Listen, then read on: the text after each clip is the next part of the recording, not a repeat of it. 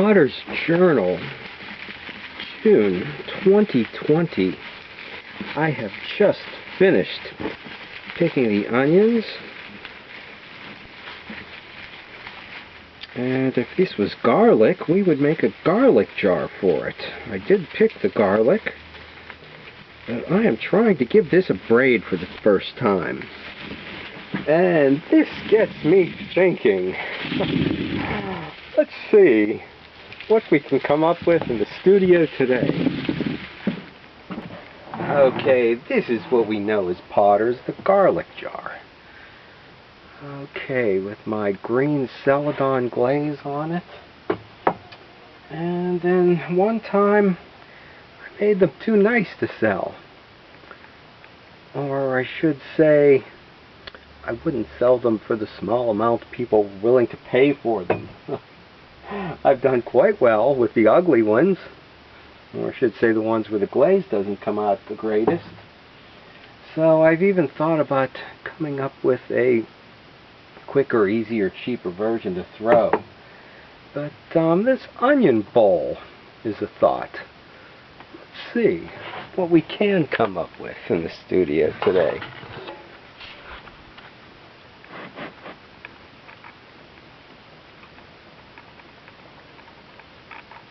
So the onion jar, they come in what, 3-pound bags, which this is only maybe about 1.5 pounds, but that looks like it would fit in there. And okay, I have got a lid to it. I've actually made 2 lids, and one that I thought that I would put a coil on and put a lug handle. I think I like it like this, so I might not bother with that.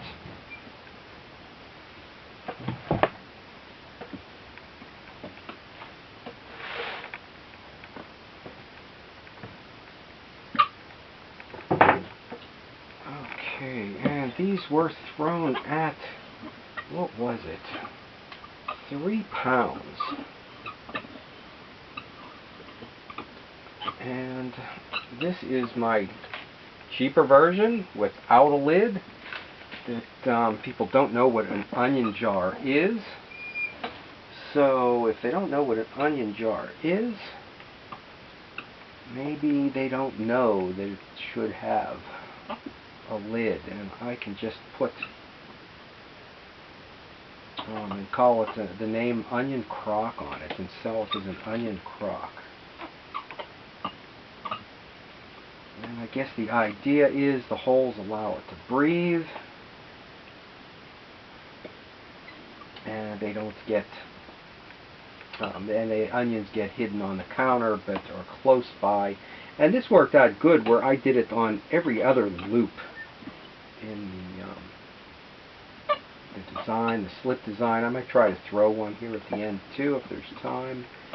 And I thought I'd try it too with the smaller holes. I think I like it with the bigger ones better, so I'll take a look at this and I might just switch these out to the bigger ones.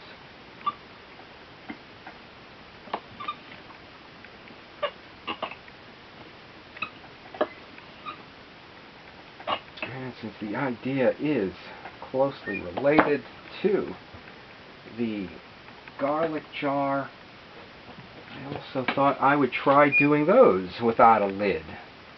So I'd call it a garlic bowl, or a garlic, crock again. But since people do know what a garlic jar is, they might say, where's the lid? And the idea too is that the lid, they need to be stored, it should be stored in the dark. But the other idea is that it really should be not stored in a glazed bowl, from what I understand.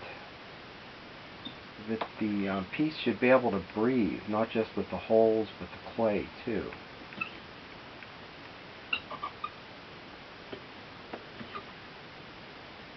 But in general, I think maybe if you did have a ton of garlic, you might braid it and store it hung in the cellar. And that this would just be for a small amount that would keep on the counter. I can't imagine anybody having garlic around that long that you'd have to worry about how it's stored if it's just a clove or two.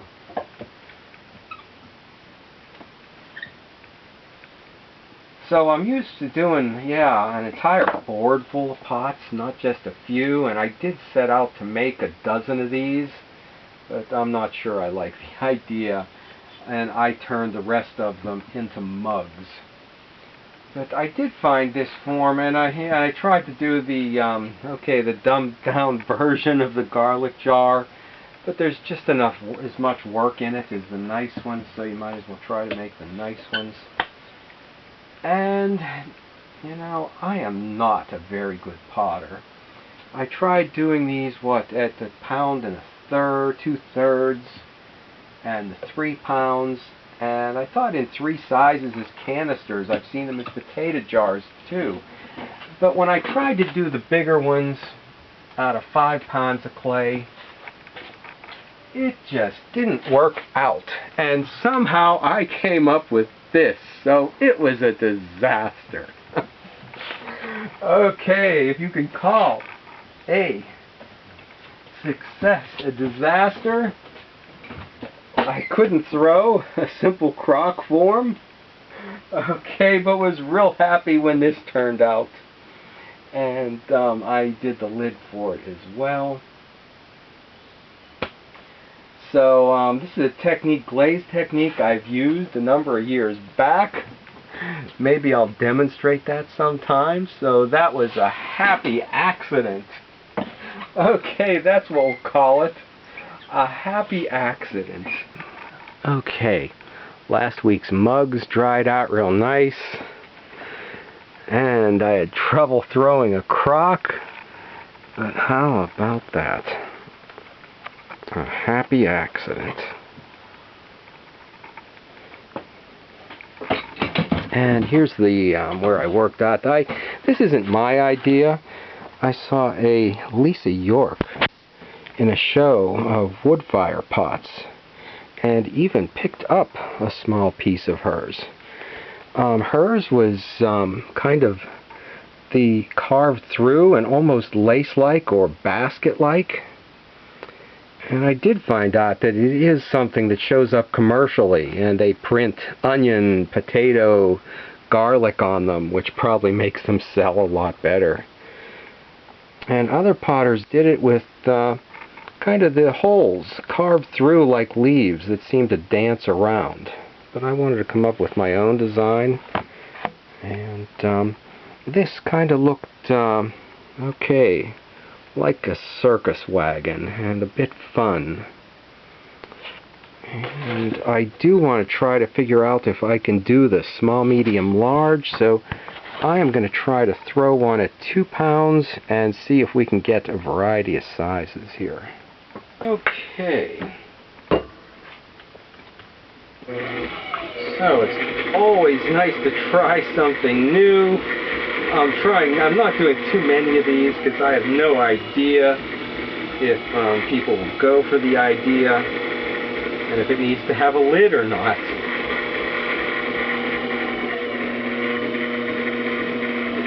I'm going to see what we come up with at 2 pounds, and I still need to do that 5 pound one yet.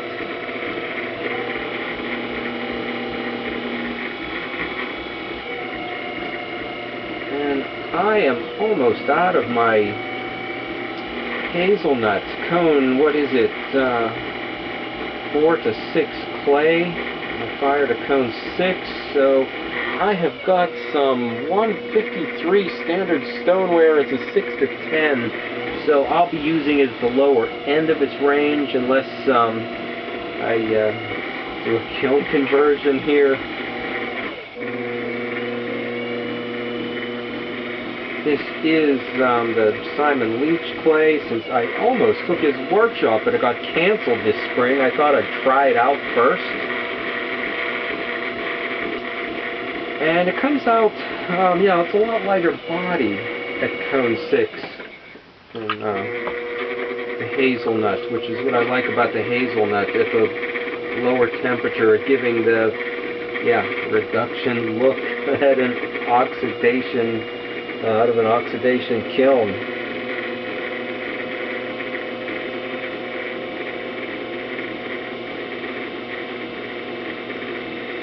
And over the past 3 years, I've developed a number of shapes and forms and pieces that I have produced again and again that have left a lot of variation in them too.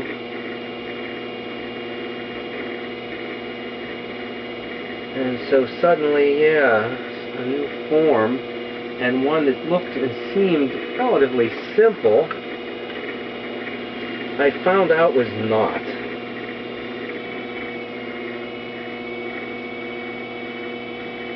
It's like I believe it's Thomas Jefferson's brick wall that is a single brick wide. And what gives it the strength is the fact that it's put out in an S-curve, or a snake curve, if it continues to go. And that's what this didn't have, is any curves going back and forth to support and make it more stable.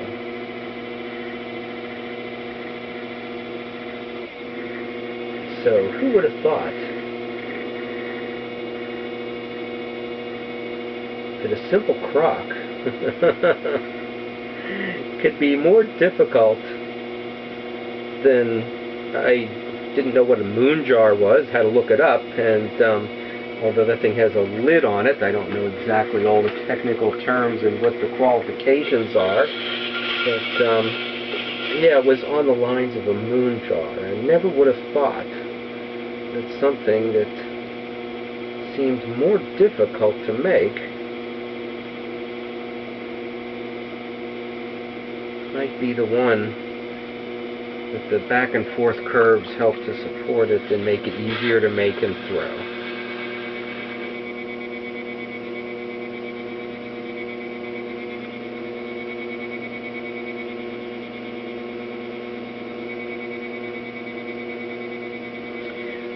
Or maybe it's the fact that I had only done a handful, and I'm used to filling up a board full, and now that I've done this a few times, this relatively simple form, okay, is starting to come out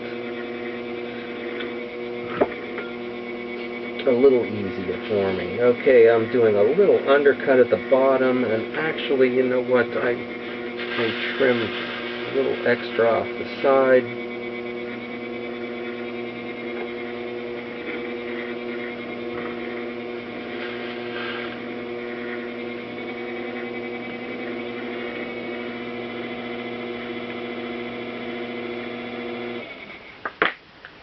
And let's see if we've got the slip here.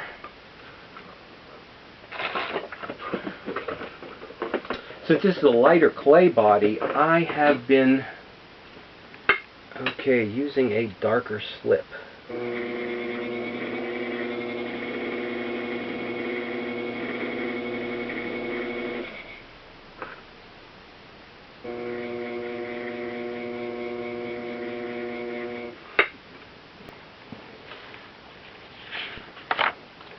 So it's always nice to try something new.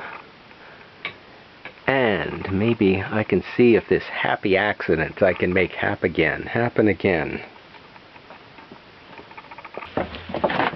Okay, so which way do we go? With the braids or with the onion jar? We'll see if it makes it at market, and we'll see how long these things last, because already they've gone into the quiche, but they may last a while because the main ingredient now is zucchini. So stop back and we'll see if I can make that happy accident in there happen again.